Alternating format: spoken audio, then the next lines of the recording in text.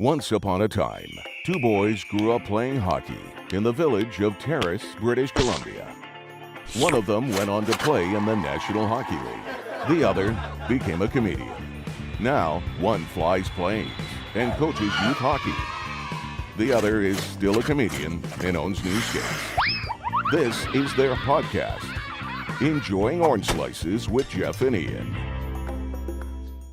Hello, Jeff Sharples. My name is Ian Berg. Show is called Enjoying Orange Slices. Tuesday morning is when we record. Tuesday night is when it comes out. How are you? I'm good.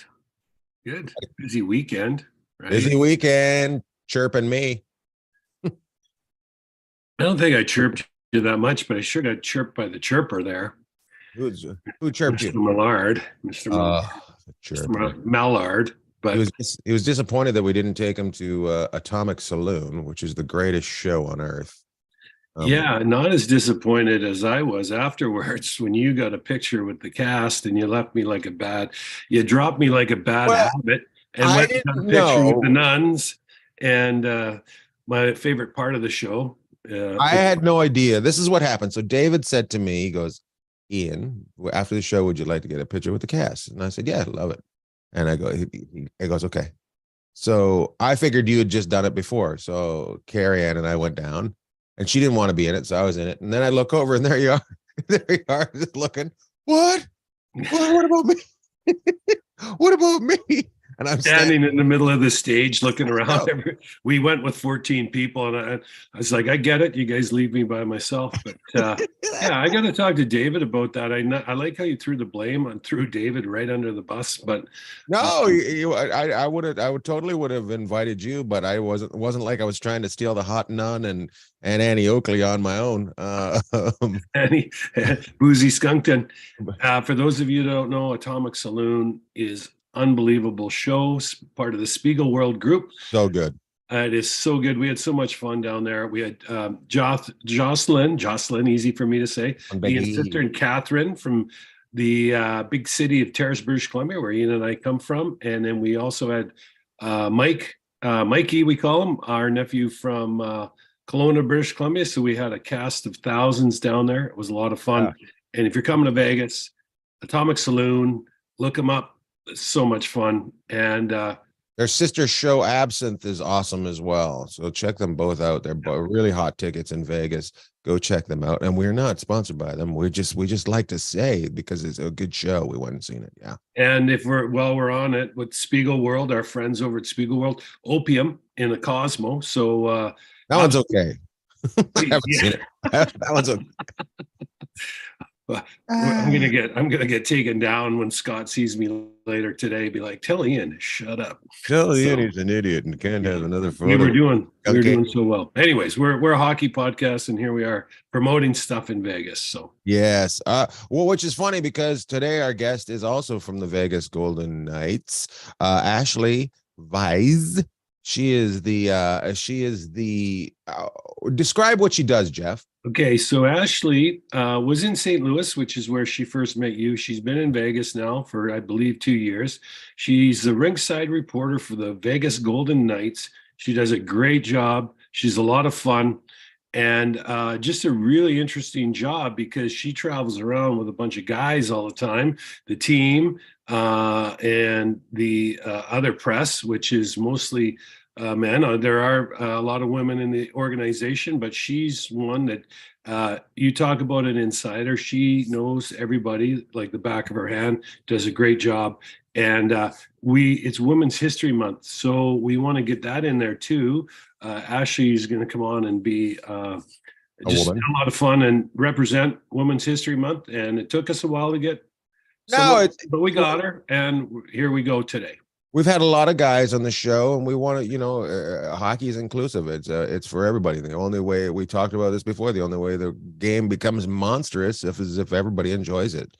And Ashley, being a woman, will bring other women into the game, and that sells the game. So yeah, that's nothing shameful about that, and I love it. She's worked for a great team in St. Louis, and now She's in Vegas hanging with those boys there. So that's cool. Mhm. Yeah.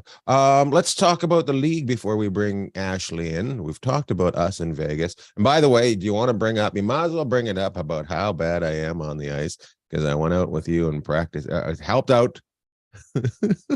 Okay. So, You know well, what the best part? quick I'm going to story. say this. I have to say this. So we went out, and I was like, oh God, Okay. Do you want to tell them? No, I'm going to tell them. Go ahead. I just needed to. My favorite part was I was just like, oh my goodness, I have these skates that I've worn once, and And they're brand new. they're brand new, and I'm like, oh God, I'm gonna snap an ankle. So I get out there and I'm just like, oh, this is embarrassing. And then I see one of the other coaches get on. I'm like, well, he's absolutely horrible. I don't feel so bad about myself anymore. Okay, now tell everybody how much I sucked. But you were trying real hard out there. I'll tell you one thing. You have 110%. You did, and your passes are 110 miles an hour too, which is like. Okay, so I'll tell a quick story before Ashli comes in. So a few years ago, Ian and I, along with Michael, Chase on, and talking about Michael, we got to get him on the show. Big agent now, but Michael was with the San Jose Sharks back in the day, and I think it was Michael.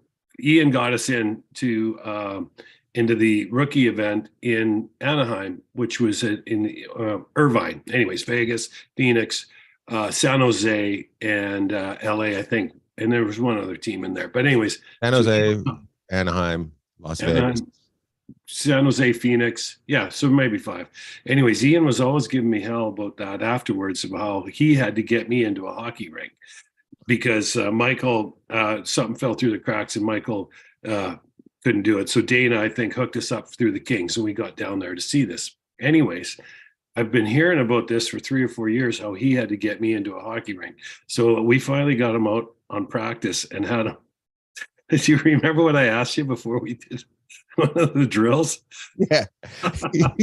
You said, do you think you can pass the puck? You think you can pass the puck? Simple question. You know what's funny about that? All butt hurt on me. As soon as you asked that question, I just went down a rabbit hole.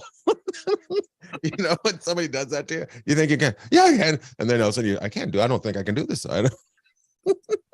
We have a drill with the kids. It's always nice when you got another coach out there, so you can speed everything up a little bit more. And so they come to the one coach. You pass it to them, they pass it back. You give it back to them, and they're right in front of the net. They shoot the puck. They go over to the other coach.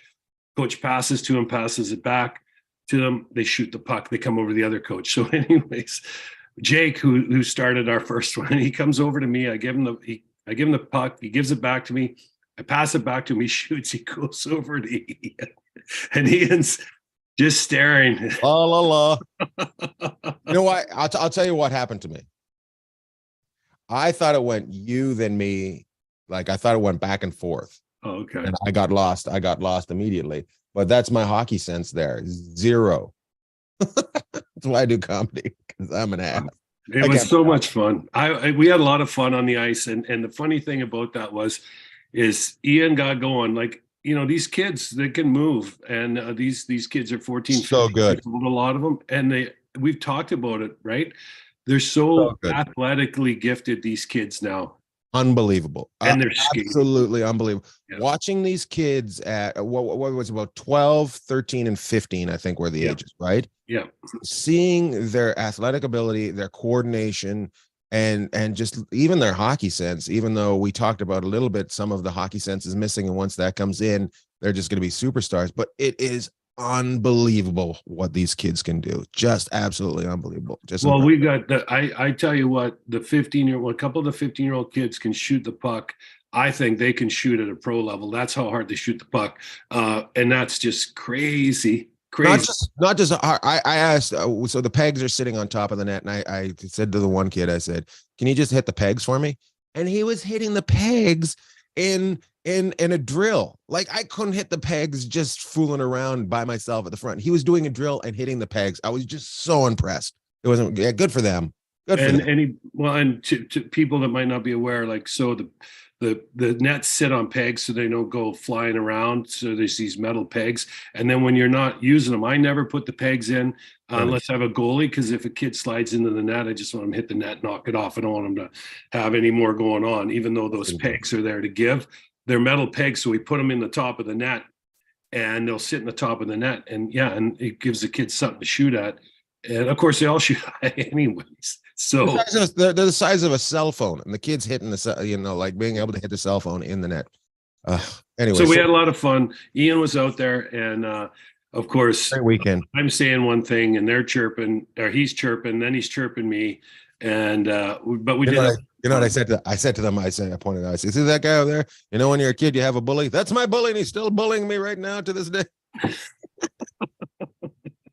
I think that my favorite part about it all is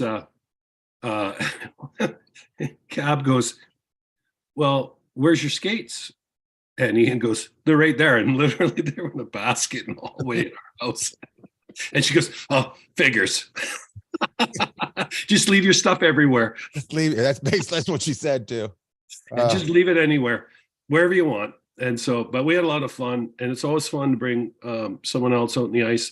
Ian and I haven't been on the ice together in a while, although we spend a lot of time together. So it was fun, and the kids loved having them out there. So we'll see.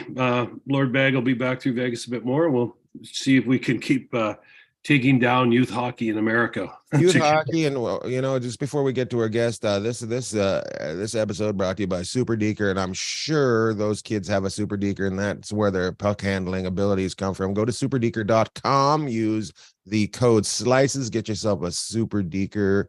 For even as an adult, it's just a fun game. For a kid, it's just going to get you just like what we talked about there. Superdeeker.com, proud sponsor of Enjoying Orange Slices, Jeff and Ian. Shall we go to our guest, Jeff? Let's go. Our guest today, I've already screwed up her name in the beginning of the show. Her name is Ashali Vise, not Vise. Vise. She's a world champion hog caller from Arkansas. She worked for the St. Louis Blues, now works for the Golden Knights, and this is the biggest show she's ever been on being interviewed. Welcome to the show, Ashali. Thank you. Thanks for having me. That was a good, accurate introduction there. A question for you. I did read. How did you grow up pig calling, hog calling? What's the deal behind it? Because I see that hog calling. So I actually grew up in the DFW area, Grapevine, Texas. It's right in between Dallas and Fort Worth. Yeah. I did have family in Texarkana growing up. If you've ever even heard of Texarkana, it's exactly what it sounds like. Town on the border of Texas and Arkansas. So I did grow up around University of Arkansas fans my whole life. My dad, my uncles were all big Razorback fans. So college rolled around and was looking at schools and wanted to go to an SEC school for the sports. Mm-hmm. 5-hour drive from Dallas, perfect distance for a college kid to be away from home, but not too far away from home. So right. I have known how to call the Hogs since I was a little one. But yeah, that's kind of what led me to Arkansas. Nice. You say for the sports. Did you play sports? So I tried a little bit of everything growing up. Was not the most athletic in the world, which makes sense. That's why I talk about it now. But I did pick up golf. That's why you judge. Yep, exactly. Yeah, trust the experts, they say, right? I did play golf in high school, so I was a little bit of a late bloomer. I didn't start until my sophomore year. It was the first time I picked up a club, but loved it. Did that through the rest of high school. Still play today when I can. Good for you. Good for you. Jeff, you got a question there? Well, I like how Ash, she knows me well. She's like, he won't know where I'm talking about. So I'm going to say DFW, and then maybe he might figure it out through aviation. Actually, it's funny. I went into Texarkana years ago. We were taking an airplane from the East Coast into get interior work done just south of DFW. And we stopped in Texarkana, had the best barbecue I've ever had in my life. So I have been around where you grew up, but Ash, so you're down there. How do you come out of school, you played golf. How do you kind of make the transition? And did you take broadcasting and entertainment like in school, or how did you kind of start your path towards where you are today? I did, yeah. So I went into college just general journalism. And then my sophomore year, made the transition to broadcast journalism, and I took one sports journalism class and was pretty much from that point forward like, okay, this is what I want to do. It was the first time I can like remember ever having a class that I was like passionate about and loved it. So that's kind of where it started. I ended up majoring in broadcast journalism. I minored in sports management, which sounds a lot cooler than it is. I just wanted the word sports to basically be on my resume somewhere to make it stand out, because Arkansas had sports broadcasting classes, but it wasn't necessarily, I want to say I took 4 or 5 classes that were that revolved around sports, but the rest of them, it's just general broadcast journalism. So minored in sports management. Again, I say it sounds cooler than it is because it only took, I think, 5 classes for it to be a minor, which is not very much. But I did a lot of stuff with like the school TV station. I also interned at a local TV station in Fayetteville, Arkansas for my junior and senior year. So for about 2 years. And then hockey kind of fell into my lap, actually. Like I always grew up a big sports fan. Like I said, grew up in the Dallas area. So I was a big Dallas Mavericks fan. The Stars won the cup in '99. So hockey had started to grow. What did you say? I said Dallas Mavericks, best hockey team ever. Right. I know. I was a Dallas Stars fan too. They won the cup in '99, obviously. So hockey was picking up speed and popularity there as I was growing up. Honestly, I don't know that I would have guessed back in college that hockey is where I would have landed. It's just where my first opportunity came. But I will say now that I cover hockey, I'll cover other stuff for fun as well, but I really do believe it's the best game in the world. It's so much fun. The culture, being around it, covering it, the pace of the game, can't imagine it any other way. But yeah, that's at least the school path of what led me here. I love it. You work for the Golden Knights, but you also work for TNT. Say somebody doesn't watch hockey. Describe what you do. Someone who doesn't watch hockey. So, my role on a day-to-day basis is really for people who don't watch hockey. My role is hopefully helpful to them because it's kind of telling the stories of the players, trying to help the fans understand what the players are thinking. So so rinkside reporter is the name of my role. And so I do it for the regional broadcasts here in Vegas and the surrounding areas. And then I did do TNT for the playoffs last season, which was awesome. Hopefully not the last time, but interviewing players before games, gathering information to share during the broadcast. During the pregame warmups, I'll do a player interview. I'll chime in through the broadcast when it makes sense. If something's happening on the ice and it happens to be something that the players and coaches were talking about that morning, I'll try to bring it all together, share human interest stories of the players. There's some, they're people, right? And I think that's a big part of my job too, is presenting them and showing fans that they're people. On TNT, it's both sides where you do both teams, right? Yeah. With Vegas, is it both teams as well? So typically we hone in on the Golden Knights. We will share if there's a great story from the other team, or you definitely have to research the other team for sure. We aren't doing a lot of on-camera interviews with the other team. However, we will go to their coaches' press conferences, and it's not as easy to go into their locker room when we're in Vegas because the Golden Knights skate at our practice facility in the mornings, whereas the visiting team skates at the big rink at T-Mobile. But when we're on the road, we'll go to the rinks early and go into their other locker rooms, catch up with other players, things like that. So we definitely share stories and things like that from the other team, and have to know what the other team's good at in order to properly cover the game, right? So right. You definitely have a knowledge of both sides, but when working for Vegas, you're definitely honing in on the Golden Knights players. But like you said, when you're doing TNT, it's both sides, and that's been a cool experience for me.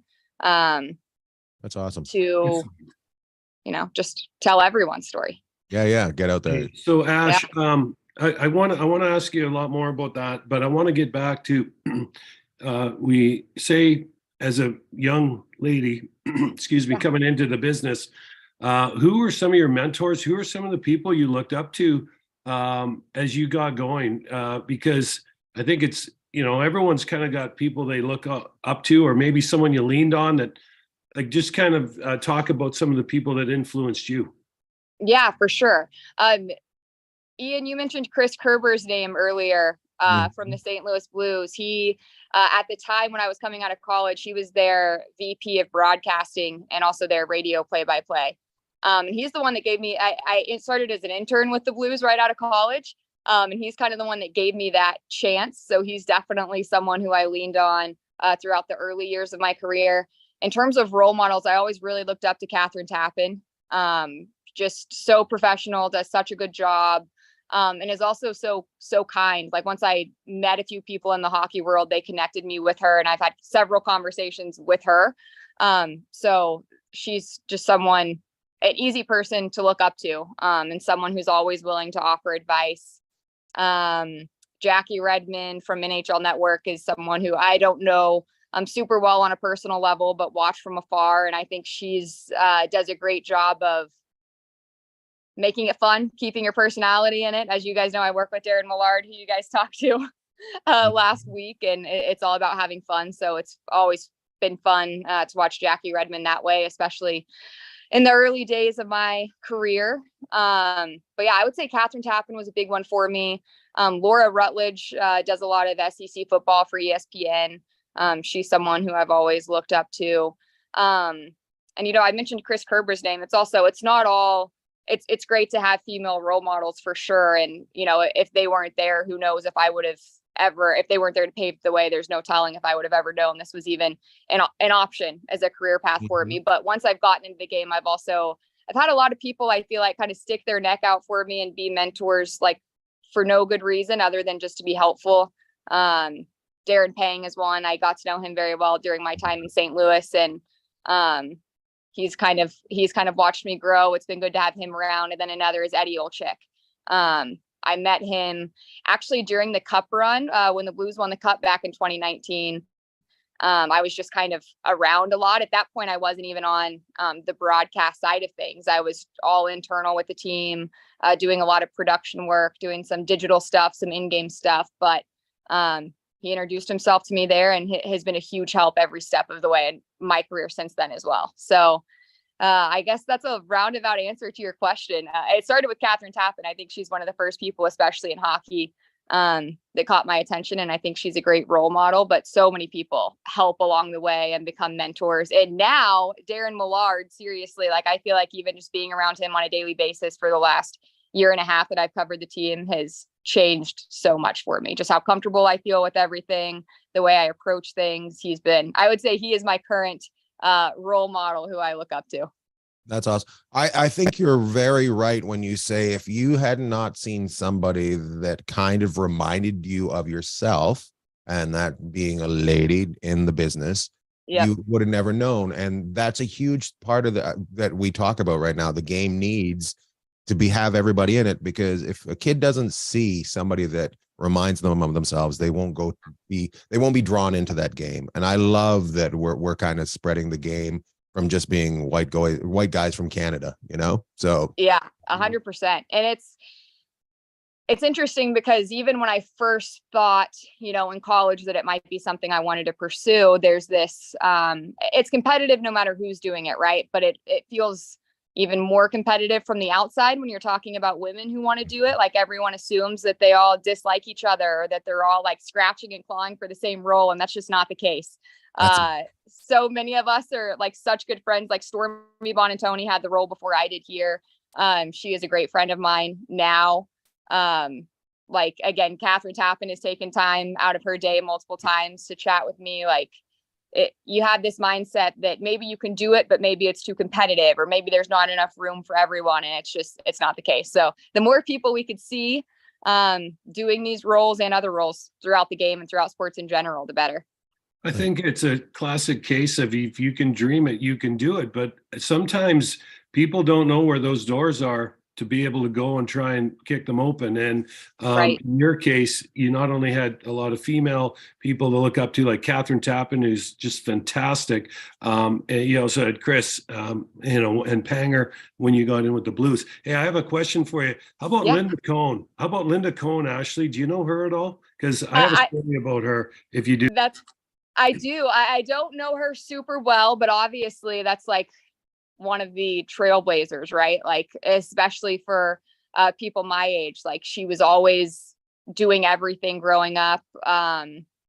Big personality, like won't back down for anyone. And I actually, gosh, when was it? It was during COVID times ish. So maybe 2020, 2021, for International Women's Day, we actually did a Zoom. I was still with the Blues at the time. And kind of we reached out to her blindly to see if she would join us, and she did, and I was shocked. But I remember thinking that was the most, you just getting to sit and have a conversation with her, even if it was for work purposes, was unbelievable. So yeah, she's definitely one that I think almost everyone, I would imagine, in my position at this time has looked up to. Yeah, she's awesome, and she tried to cut me off one day going from LA to Vegas to LA. She was in the B group with Southwest B boarding group, and I was Oh in the A. no. And here comes Linda on her phone, and she's like, "Oh," and I laughed. I wanted to say hi to her, but that's someone we've always wanted to have on the show too. Listen to her on the NHL Network. She's on Sirius. I think it's Monday mornings she's on, and she's a huge Ranger fan. But Linda goes back to like one of the, you know, she was one of the torchbearers for hockey back at ESPN when, you know, maybe it wasn't exactly the first thing they wanted to throw on. So I was kind of curious how she kind of filtered in and out, because she's kind of like one of the first of the hockey female hockey analysts out there, and she's a huge Ranger fan. So what about, I want to ask a question about during the game, you talked about, obviously we know you're with the Golden Knights and you do majority of your stuff with them, but what's it like? You kind of feel like Switzerland when you get to work for TNT and you get to represent and kind of dig into both teams and talk to both coaches a little bit. Like when normally, like tonight, you'd normally be getting ready for the Knights to play the Oilers. But what about if you're working for TNT? How does that differ?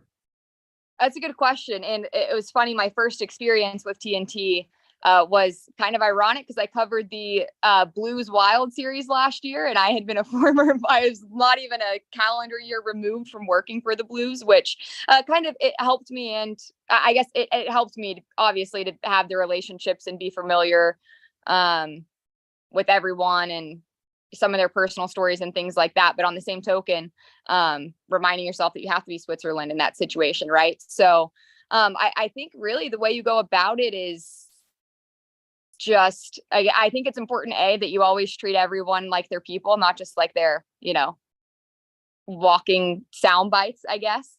So really just trying to get to know as many people as you can on both sides on like a personal level. Obviously there's not always a lot of time to do that in a game setting. But I think a big part of it is once you do meet people and, maybe cover them one time, keeping those relationships up by like checking in on occasion, or now anytime any teams that I cover come through Vegas, I try to go and, say hello to the people who I covered back then. Like, don't just talk to them only when there's a camera around, right? And you're trying to dig for a soundbite or whatever it might be. But yeah, it's definitely fun to cover both sides. You're a human, so it's always like the side that's losing. You have like the empathy for them, right? Especially in if it's a playoff situation and they're getting eliminated, whatever it might be. But yeah, it's fun to talk to a winning team about why they're winning, and then talk to a losing team about how they can try to catch up, and try to kind of balance both sides. But yeah, just talking to as many people as you can on both sides, I think is the best way to go about it, and just to learn the different personalities. And I also think it's really important to learn who's really respected in each room. I mean, obviously people have respect for the majority of their teammates in the room, but there are always like certain guys that you might not expect that have a lot more influence in the room than you might think. I think Will Carrier is one for the Golden Knights, who people really respect his opinion. And when they speak up, or when he speaks up, it's someone that they really listen to. So I think trying to get a gauge for that when you're covering both teams is also really important, because the best person to talk to isn't always just the lead goal scorer. Right. Hey, so you come in and interview the coaches. I want to ask about that whole apparatus, because you got to come around the trainers and get to the coaches, and it's not always an opportune time, but normally you're interviewing them during a TV timeout. Maybe talk about where you watch the majority of the game, and then how you set up for the coaches. And if all of a sudden the score dictates that you were going to ask them one thing, but now you might have to go in another direction. So where do you watch the game from? And then how do you set up to come and do the TV interview during the commercial break? Yeah, so it kind of differs arena to arena, but most places will have, like, in one of the corner areas, a monitor and a microphone set up for me there. So that's where I watch the majority of the game. That way I can kind of look at the monitor to see, like, if they're showing replays or something, I can see what we're showing on our broadcast, because you want everything to feel in sync. So if they've already said something or already shown something, I don't want to be repetitive, right? So but that also allows me to watch the game in real time, because you need to, it's much better when you're able to see what's happening on the ice in real time. Like, there might be something that happens behind a play that the cameras aren't getting that you want to see, or you might see a guy leave down the tunnel or whatever it might be. So I watch the majority of the game there. If I do an on-camera interview with a coach during the game, so it's almost always, at least in our case, the second TV timeout. Every period has 3 TV timeouts. It's like the first stoppage under 14 minutes, as long as it's not an icing or a goal. Same with under 10 minutes left, same with under 6 minutes left. So normally it's that under 10-minute break, they call it. So with, I don't know, maybe 12 minutes left, I head back, like, toward where the benches are. And I usually creep up, like, right behind the bench so that I can still look up at the video board and see what's happening. And I still have my earpieces in, so I can typically still hear our play-by-play guys and what they're saying. But in terms of what to ask coaches, it's a good question, because it does change quickly. And there are times where I've wanted to, Bruce Cassidy, our coach, I'll want to ask him, like, how his team got the momentum back in the second period, and then they get scored on, and then I'm out there, a minute later. So then maybe it's more asking him what adjustments he wants to make, or what he wants to see more of. Or sometimes I use it as an opportunity. Hockey tends to be a little bit, well, this isn't a lot more tight-lipped about injuries than other sports. It's always upper body, lower body, nothing more specific than that. It's pretty, like, if a player leaves the game, you'll get a lot of, he's questionable to return, even though he was never going to return, things like that. So sometimes I'll use it as I definitely don't, I respect I don't use it as a time to, say, hey, tell me what's happening with this player, but I will, say, well, he's gone, so how do you adjust to that? So that's something I keep an eye out for, because sometimes it's a big player who's left the game. But that is definitely staying on your toes. And I think that's with every interview, though. So, your questions might change based on what just happened in the game, but your questions also might change while you're talking to somebody. I think when you're first starting out, a lot of young reporters go in like, okay, I have 3 questions. These are my 3 questions, but you kind of have to see where the conversation goes, because occasionally players will walk you right into another path, and it's like, oh, I need to go down that path. That's either something more fun to talk about or something more interesting or whatever it might be. When you do it is sometimes scary. It's like, oh, I remember one time, and we actually told Bruce this, but we went through a phase where we were losing the majority of the time that I had to go on the bench to interview Bruce. And I'm sure Bruce Cassidy, and you could see he's an emotional coach. If you see him, when they show shots of him on the bench during a game. That should be your first question. Well. Your first question should always be, why so grumpy? Exactly. Yeah. Let's see how that one would go over. But I remember one time I just got a text from Dave, because he knew I was about to go on there, and it just said, God help you. And I was like, thank you. Which, having said that, coaches, they're always, they're understanding of it. They've always tried.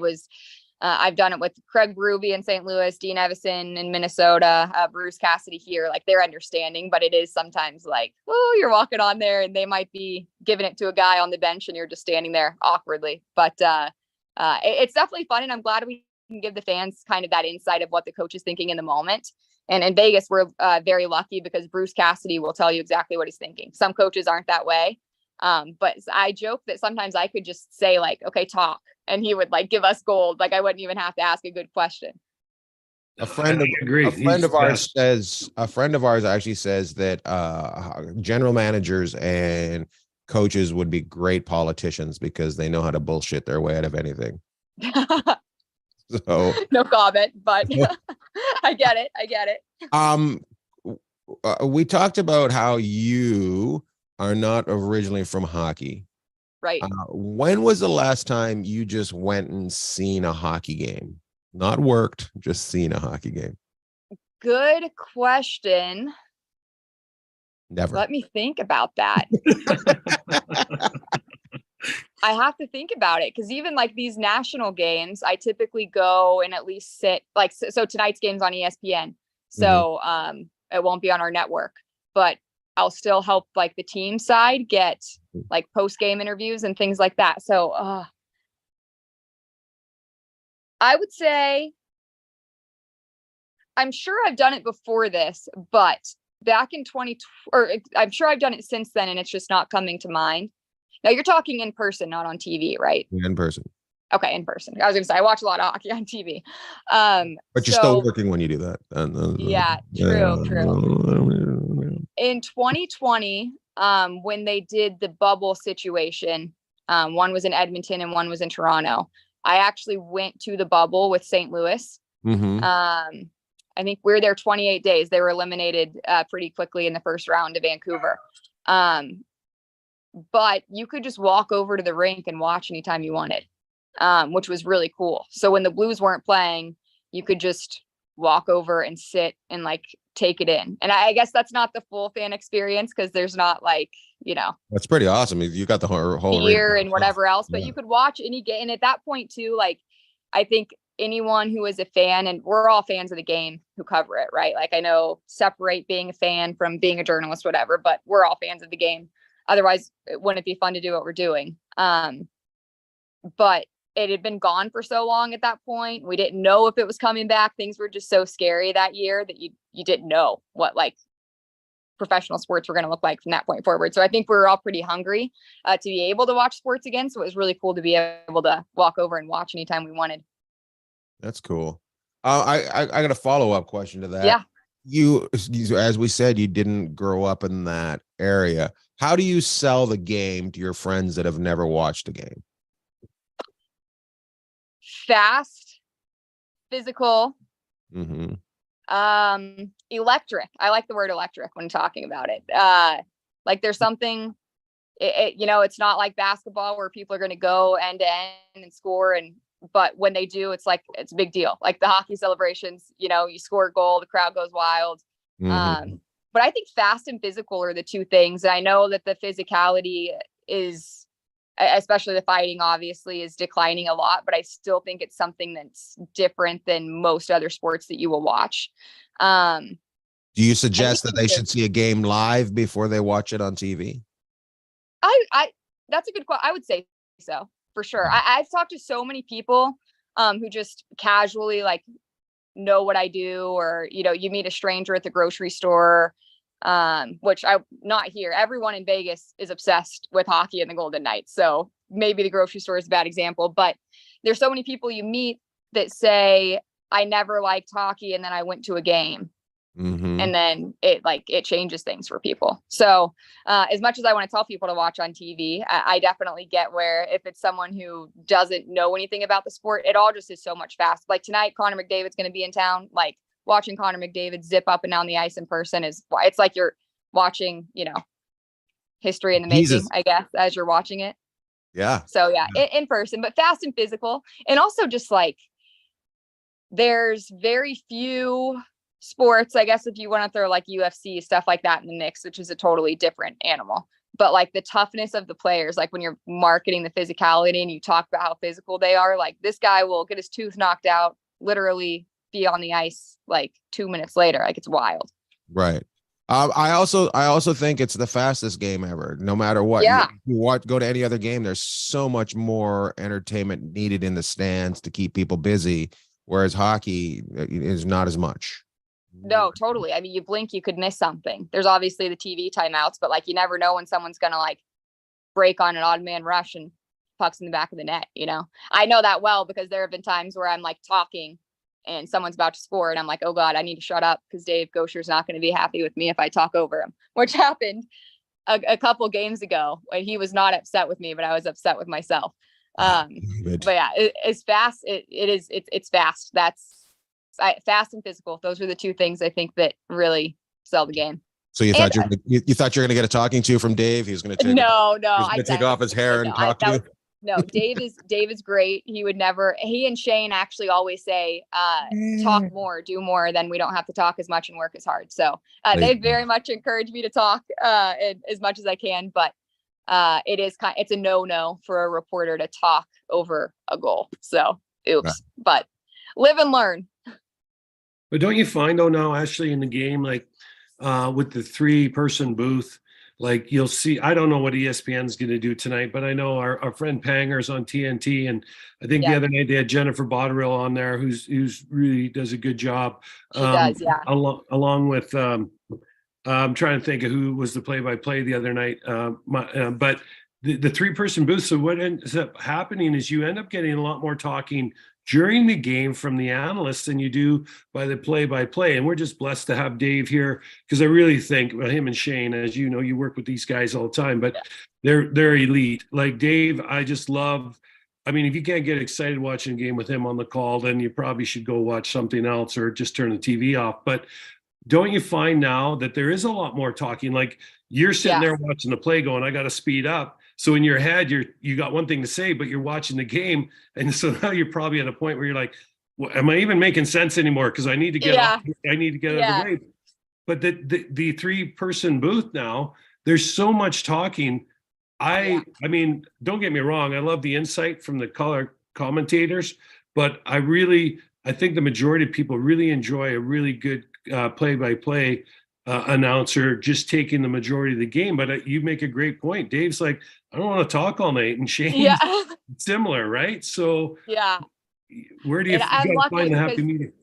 Yeah, I'm lucky because not everyone is that way, but he and Shane are the best. They actually, so like, I guess the technical side of thing, like someone has to be back there physically opening my microphone so that people can hear me. That way my microphone's not just open, hot mic all night long. And they'll say like, keep her mic open so that after she throws it back to us, we can talk. So we make it an effort to have like a 3-way conversation as much as we can. And same when Darren will come in during a couple of the TV timeouts to tease like his post-game show or his intermission shows. We really try to keep it all connected, but it's not just because it's, who I work with right now, but the crew in Vegas. You talked about being lucky, like Dave and Shane are seriously top notch. So is Darren Millard. Like I watch a lot of sports, a lot of broadcasts, like they are so good. And like this importance of having fun doing this is like so important. Like people, like it doesn't need to all be like, it's not that serious. We're covering a game, for crying out loud, like it doesn't all have to be, which I will say I'm the one who people, I'll be the one that rolls up to morning skate at the rink, like ready to go. And Dave and Shane are like, can you relax? Like, can you not, do you have to talk about work the second you walk in the door? Let me ask you about that though, Ashley. Like you bring up a great point. And I know Mallard is along this. Like, I feel like we should throw some logs on the fire and just put our feet up and have a drink when, the way he hosts, he does a great job. Where when you look and you watch these games on TV, because a lot of this, that's your job, right? You're kind of, I know you're probably enjoying it, but you're also critiquing it. Where's the happy medium in hockey to fall for the entertainment? It's like we got Shaq and Chuck and Kenny the Jet and Ernie on the TNT. That's the intermission show, but we are a game and we are entertainment. So do you think we should be moving more in that direction? or do you think we should kind of stay like in Canada? It's a lot more. It's part of the culture up there, and we grew up with that. We love it. But where would you like to see it fall, or at least on your guys' broadcast? Where do you like to kind of find the happy place? So I think something we talk about, it's Shane, especially like there's a difference between like having fun and being funny and just being like silly, like cheesy, So I think that's where I feel like the important line is. But I think the more you can have fun with what you're doing and what you're bringing to the table, the better. Like, I don't know, we're not Ian Bagg over here. We aren't able to crack as many jokes and be as witty as he is. But yeah, I think it's a good question. I don't know. I mean, I really enjoy the TNT broadcast, and I really enjoy their intermission shows. And I hear people say, and this is what I think is important, like that they will stick around for the intermission and for the post game shows. Like I don't want to call it must see TV because that's maybe a little bit dramatic when you think of it that way. But I think it's important when people genuinely want to tune in because they think it's fun and they want to know how the player's going to react to whatever Paul Bissonnette says, rather than like, honestly, like, so if it's not fun, I do believe some people just stop paying attention at the intermission and at post game. I think they just say, oh, now's my time to get up and go to the other room. Whereas I think that the entertainment value keeps people watching. And I do think it's what the game needs to. Ian was asking about people who don't know the game, how I would sell it to people who don't know the game. Like, having fun, I think, is the best way to do that, and showing personalities is the best way to do that. And it's not always the easiest to get hockey players to step out of the get pucks deep and all of that, but that makes it even better when you do get them out of it. That's why when some of those really great TNT post game interviews happen, they kind of go viral. So you should ask them. You should ask the players, how far do you get the pucks in? We get them in. Yeah. Hey, exactly. Actually, do you notice? I don't know if you've noticed this as the show's gone on, but Ian keeps moving over further and further. I think he's trying to block my name. Yeah, you see, he's trying to block my name. There he goes. Like pretty. Yeah, look.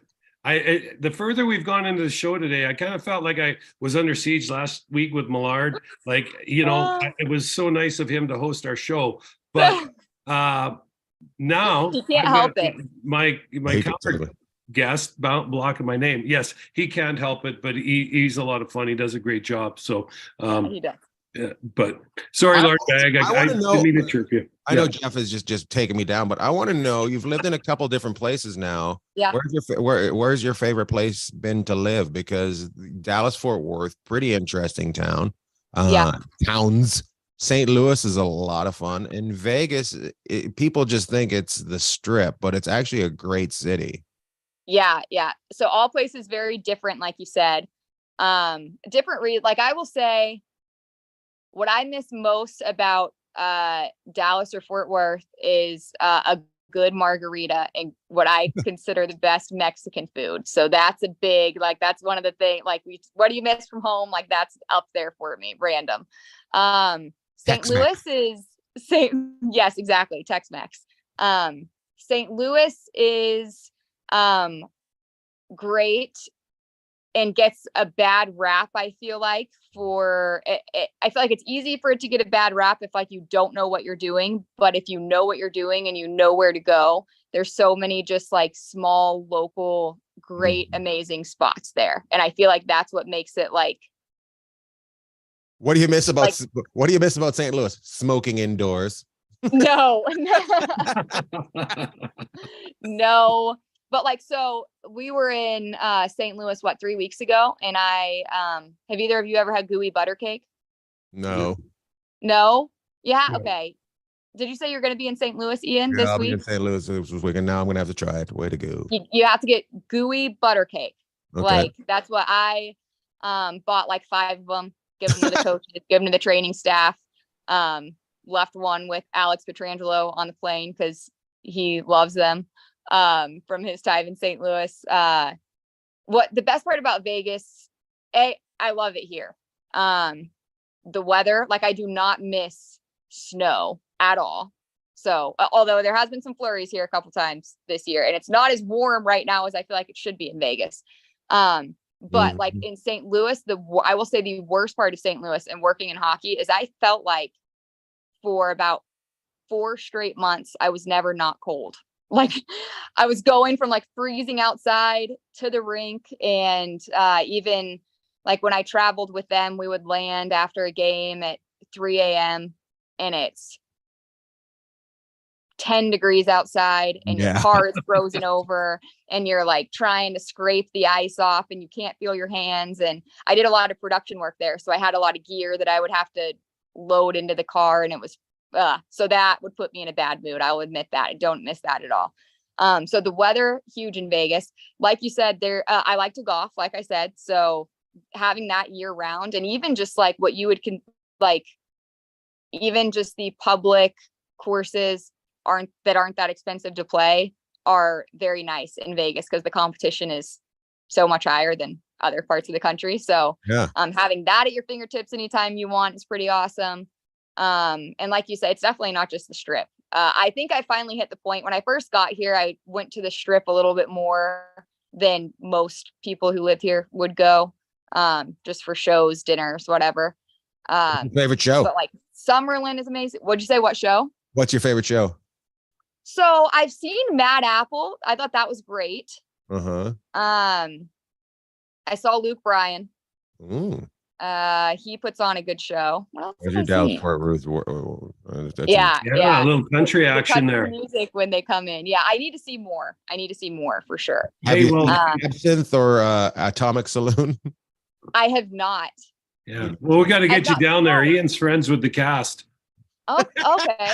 Yeah, Atomic Cast. Ian's friends with them, but we'll get you down to a show, Ashli, for sure. But Ian probably get you really good seats.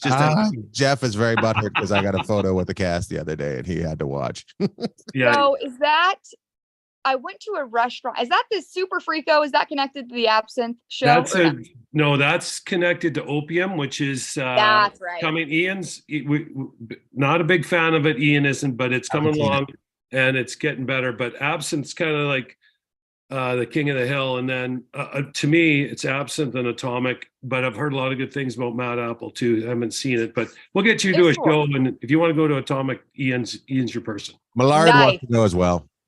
Oh yeah, he wanted to come, but we had to shut him down. Yeah. Oh no. Yeah, you got to go together. Yeah, go together. Yeah, I like it. Yeah. Yeah.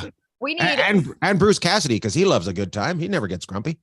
No, I did not call him grumpy. Like I said, he's great. He's just intense. You didn't. In the moment, I'm sometimes glad I'm not one of the players when something goes wrong. You know, you can see his reaction on TV. Darren and I always joke about when they cut to basically any coach. Dean Evison's another one in Minnesota who Darren is really good friends with, but they'll show shots of them on the bench and you can see they're like keeping it together, but you sense that their head is about to explode. That's always if I was a coach, I'd get loaded up with Botox. Like, so nobody knows my emotions. No one knows what you're thinking. Yeah. Why not? He's blank again today. Hey, Ashli, I know you got to run here soon, but just a quick question on, well, not really a quick question. We don't do anything quick here, but tell us, or just, people out there, what do you do when you're on the road? You guys just went through Western Canada. So you went up the day before into Vancouver, day off, then Calgary, day off, then Edmonton, then charter back. And then the Knights are getting ready to play tonight against Edmonton again. What do you do normally on the road? Because obviously there's some downtime, but are you preparing for the next game? Well, are you out seeing the city? What are the things that you do when you're on the road?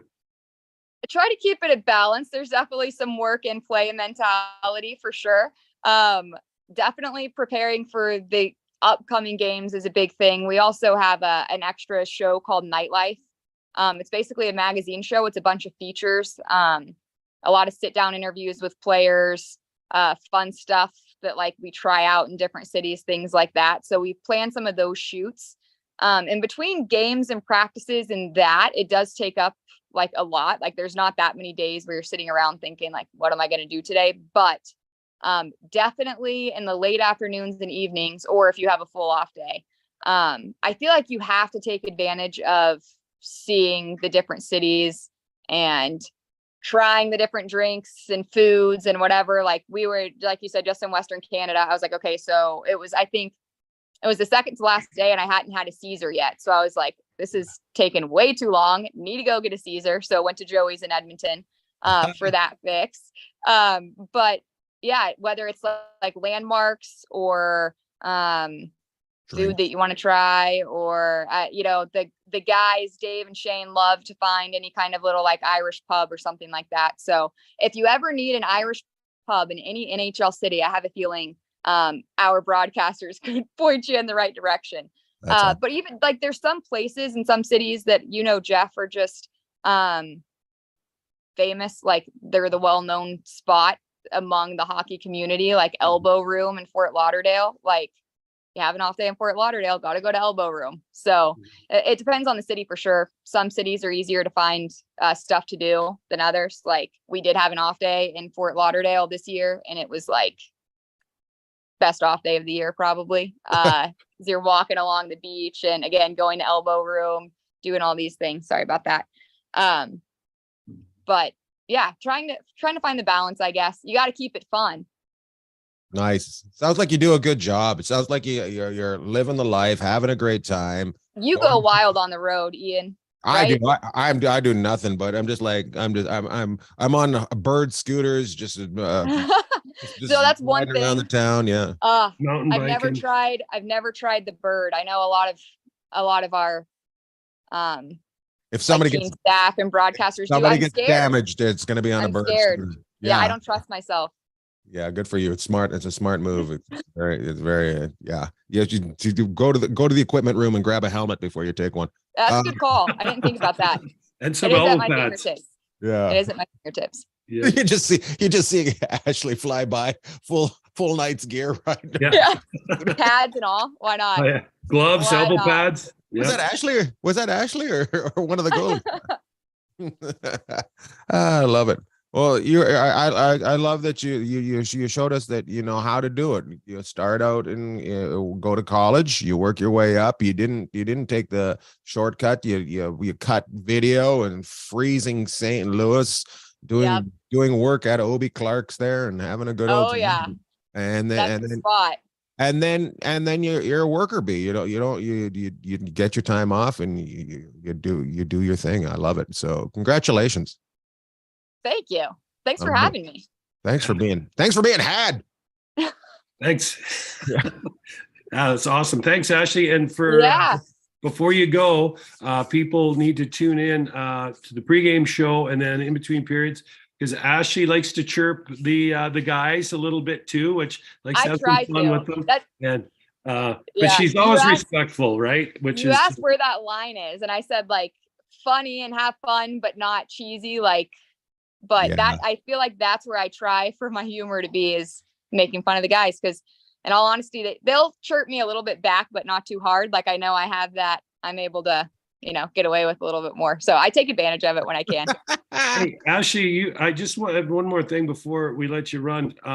The game I was tuned in for the Florida game, sitting with Mallard, and we could hear Dave and Shane and you all kind of going back and forth. But you said they turn your mic off when you're not on, but I could hear you talking back and forth because Mallard's got you. Is there another feed, or did they have to have your mic on? Because you guys have to communicate too. So how does all that work? Good question. So this is a lot easier home games than it is when we're on the road. But at a home game, everything I have is wireless. Like my mic has no wire. I can just take it wherever I want. And there's what's called a talk back button on it. And so if I hit that, it goes, I think Darren gets it too for some reason, just the way the wires are crossed. But that is me talking directly to the producer. Okay. So that way they can hear me, but my mic isn't open to the world. Now on the road, I don't have that button. So sometimes I'll be like, I have to just talk into the mic, but sometimes the producers turn me down. Rude, I know. So I'll be like texting. I'll be like, Tavis, do you have me? Do you have me? I have something. And I'm having to text them like, hey, I'm seeing this, whatever. But they turn it down because they're able to hear everything. So it's really loud in those arenas. So they turn it down just to keep it a little more quiet for themselves. But yeah, that's a good question. The communication is super important. But Dave and Shane don't hear me unless my mic is open for the broadcast. So I don't really have a way to communicate with them. But I do text them on occasion. Like for them, they obviously see most of what's happening up there. But if I happen to be by the room and a guy leaves, they might not notice that he's not on the bench until he misses a couple shifts, just because hockey's so fast, like keeping up with the line changes and all of that. So I'll shoot them a text like, hey, this guy just went to the room. Okay, this guy's back, or whatever it might be. But yeah, communication. I will say the work. Petrangelo went for a pee. What's that? Petrangelo went for a pee, but now he's back. Exactly. Awesome. Thank you so much, Ashli. No, thank you. Come do stand up in Vegas soon. Oh, I'm trying to. We're trying to get something done, but we're having a little bit of a discussion. He's too busy hanging out with the cast of Atomic, Ashli. We're trying to get him back on the I'm stage. counting on you. I'm counting on you. Well, we're gonna get him. We might just have him do a little skit in the backyard. We'll have a big barbecue, and we can we'll have Mallard be the host. Did you just say a little skit? Drinks will be cheaper that way, so I'm down for that. I'm down for that. Oh, you guys, yeah, you good chirp. Good chirp. All right, bye guys. Thanks, Ash. Bye.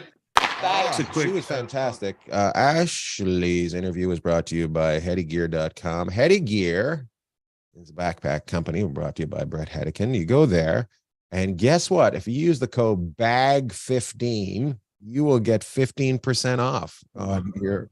We finally got it. We got a code. Headygear.com.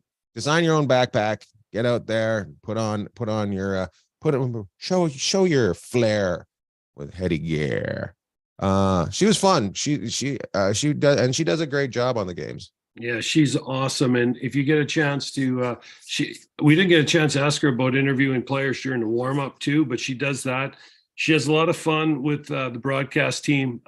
Dave and Shane, Dave Gosher, Shane Knighty, Darren Millard, Darren Elliott, Gary Lawless, and Derek England all do a great job along with Ashli. Ashli's she's funny. She talks about people that like talked about Will Carrier and the impact he has on the team. I think the same could be said for her on the broadcasting team. Ashli's one of those glue kind of people. She's a lot of fun. She does a great job. And we're lucky to have her here in Vegas. And so hopefully she stays for a long time. It's just like a hockey team. You got to put your team together. And if you get good people, you're going to get good things. And if there's a little bit of a glitch in there, it'll screw things up. And we can see some of these broadcasts where we have that feeling where there's a little bit of a glitch in there. But Vegas is not one of them. We've talked to some good people so far on the show. We've talked to we talked to Brett Hedican, right, from San Jose. We also had his cohort there, Randy, fantastic. We've also had who else? We had Red Wings. We've Kenny had Daniels. We've had a lot. And you know what's funny? When Ashli was talking about the hog calling today, it took me back to Honor and talking about the dog sled race where Randy Hahn, one of our favorite San Jose TV play-by-play for the Sharks, started dog sled race, was his first call in Whitehorse up in the beautiful Yukon. And there's actually hog calling down in Arkansas and Texas. And we've also had Chris Kerber on. We've had some great people on. I love it. You surround yourself with good people, and you'll do it just like this podcast. And Chris was one of our first guys to have on, and it's kind of really cool to see the circle come back around to Ashli and what an impact he had on her career. And she'll do the same thing to a lot of up and coming people involved in the game as well. So absolutely. Do you have any shout outs this week, Jeff? Yeah, I do have a shout out. I'm going to maybe take one out of your book, but I'm going to give a little shout out to your sister Jocelyn and her friend Catherine, who came down, keeping everybody educated up in the beautiful Pacific Northwest of British Columbia, up in our hometown of Terrace. We had a lot of fun. They came over. We had a barbecue on Saturday night, and we went down to Ian's show, Atomic Saloon, and my favorite show too. And yeah, it was great. So a little shout out to Jocelyn and Catherine this week. Thanks for coming down and spending time with us. We had a lot of fun. You know what Cab said? She said, you know what? I want to go to Vegas, but I don't want to do a show afterwards. I just want to hang out after we have a barbecue. We always rush off to a show afterwards. Just to let you know. She wants to normally, but eat hang on a steak and second. drink wine. Yeah, well, that's cool. But just remember, most of the time that Lord Bag and the lovely Cab come to town, Ian's doing a show after. This week we went to last week we went to Atomic Saloon, and can't tell you how much fun we had doing that. And then once in a blue moon, we go to a hockey game. So next time you guys come to town, we're just going to shut her down. Shut her down. My shout out to Hermosa Beach Comedy and Magic Club got a big show on Thursday. Sold out already. It's already sold out. We got 3 days until the show. Sold out. Headed off to St. Louis the day afterwards, but I'm sold out days before the show. And the next one there is May 11th. Get your tickets now, because that one's going to sell out too, because I'm on that kind of trajectory. Anyways, so my shout out was to myself. So we were able to cover the Bag family. Might as well throw Gary and Robin in there while we're there. How about the dog? We'll throw. We still have the dog? We throw the dog. Pearl's over here sleeping. Big shout out to Pearl. She got stung by a bee and was all swollen up. So big shout out to Pearl. Lou and Henry Wong, Dr. Henry Wong. Hey, if you're going to talk about Hermosa, let's talk about Rich. Got to give a shout out to Richard. Shout out to Rich. Took me to a basketball game last week. His seats 3 on the floor. Oh my goodness. Good for Rich. Good guy. The guy that runs, Richard is one of the best people, runs the Hermosa Comedy and Magic Club. Mm-hmm. He's one of the best people you'll ever find. So make sure you say hi. Say Sharp says hi to him next time you're there. Love it. Next time I'm there on Thursday.